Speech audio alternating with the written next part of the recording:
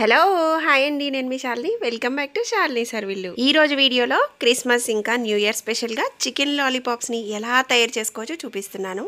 అది కూడా రెస్టారెంట్ స్టైల్లో అండి. చాలా టేస్టీగా ఉంటాయి. నోట్లో అలా వేసుకుంటే కరిగిపోతాయి అన్నమాట. పిల్లలు అయితే కుమ్మేస్తారు. మనం జనరల్గా రెస్టారెంట్కి వెళ్ళినప్పుడు చికెన్ లాలీపాప్స్ ఆర్డర్ పెడితే 400 రూపీస్కి 6 పీసెస్ కానీ 8 పీసెస్ కానీ సర్వ్ చేస్తూ ఉంటాడు కదా. అందరూ కలిసి తింటే తలా 2 ముక్కలు కూడా రావండి. దాంతో కడుపు నిండదు, సాటిస్ఫాక్షన్ కూడా ఉండదు. మనం ఇంట్లోనే తయారు చేసుకుంటే ఎన్ని కావాలంటే అన్ని కడుపు నిండా తినేయచ్చు. పిల్లల కోసం మంచి సాటిస్ఫాక్షన్ డిష్ చేసినట్టు అనిపిస్తుంది కదా. ఇది చేయడం చాలా సింపుల్ అండ్ ఎక్కువ కష్టపడాల్సిన పని కూడా లేదు. మరి సూపర్ టేస్టీగా ఉండే రెస్టారెంట్ స్టైల్ చికెన్ లాలీపాప్స్ని ఇంట్లోనే ఈజీగా ఎలా తయారు చేసుకోవచ్చో చూసేద్దాం పదండి. ముందుగా 1 కేజీ చికెన్ జాయింట్స్ని తీసుకొని నీట్గా క్లీన్ చేసేసుకోవాలి. ఇందులో టేస్ట్కి తగ్గట్టుగా ఉప్పు, కొద్దిగా పసుపు, టేస్ట్కి తగ్గట్టుగా కారం కూడా వేసుకోవాలండి. కారం కొద్దిగా ఎక్కువ వేసుకుంటేనే బాగుంటుంది. ఉరామరిగ్గా ఒక 4 టేబుల్ స్పూన్స్ కారం వేసుకుంటున్నాను. ఇందులోనే 1 స్పూను అల్లం వెల్లుల్లి పేస్ట్ కూడా వేసుకొని, అలాగే 1 స్పూను మిరియాల పొడి కూడా వేసుకొని, ఇందులో వెనిగర్ కానీ లేకపోతే నిమ్మరసమైనా యాడ్ చేసుకోవచ్చండి. 1 స్పూను లెమన్ జ్యూస్ కూడా వేసుకొని బాగా మిక్స్ చేసేసుకోవాలి. చికెన్ని ఈ విధంగా మ్యారినేట్ చేసి ఉంచుకోవడం వల్ల ముక్కలు అన్నవి చాలా టెండర్గా తయారవుతాయండి. ఈ విధంగా మూత పెట్టుకొని ఒక అరగంట పాటు రెస్ట్ ఇచ్చేద్దాం. నానిన తర్వాత తీసి చూపిస్తున్నాను. ఇప్పుడు ఇందులో 4 స్పూన్ల కార్న్ఫ్లోర్ వేసుకోవాలి. ఒక 3 స్పూన్ల మైదా పిండి కూడా వేసుకొని, ఇందులోనే 1 spoon soya sauce, 1 egg crack చేసి వేసుకొని బాగా మిక్స్ చేసేసుకోవాలండి. ఇప్పుడు బాగా మిక్స్ చేసుకునేటప్పుడు పిండి కొంచెం గట్టిగా ఉంటే కొద్దిగా నీళ్లు చిలకరించుకొని మిక్స్ చేసుకోండి. లేకపోతే ఇందులో ఉండే తడితోనే మిక్స్ చేసేసుకోవచ్చు. ఇది బాగా కలిపేసుకున్నాక మనం ఆయిల్లో డీప్ ఫ్రై చేసేసుకోవాలి.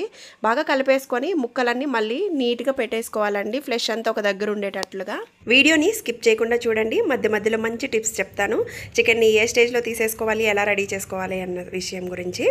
ఆ తర్వాత స్టవ్ ఆన్ చేసుకొని కడాయి పెట్టుకొని అందులో డీప్ ఫ్రై కావాల్సినంత ఆయిల్ పెట్టుకొని, ఆయిల్ వేడయ్యాక మీడియం ఫ్లేమ్లో పెట్టేసుకొని చిన్నగా ఒక్కొక్కటిగా ముక్కలన్నిటిని కూడా ఈ విధంగా డ్రాప్ చేసేసుకోవాలి. ఈ విధంగా వేసుకున్నాక మీడియం ఫ్లేమ్లోనే వేయించుకోవాలండి. హైలో పెట్టుకొని వేయించుకున్నామంటే ముక్క పైన ఏమో కలర్ వచ్చేస్తుంది, లోపలేమో పచ్చి పచ్చిగా ఉంటుందండి. ఉడకదు, అంత బాగుండదు.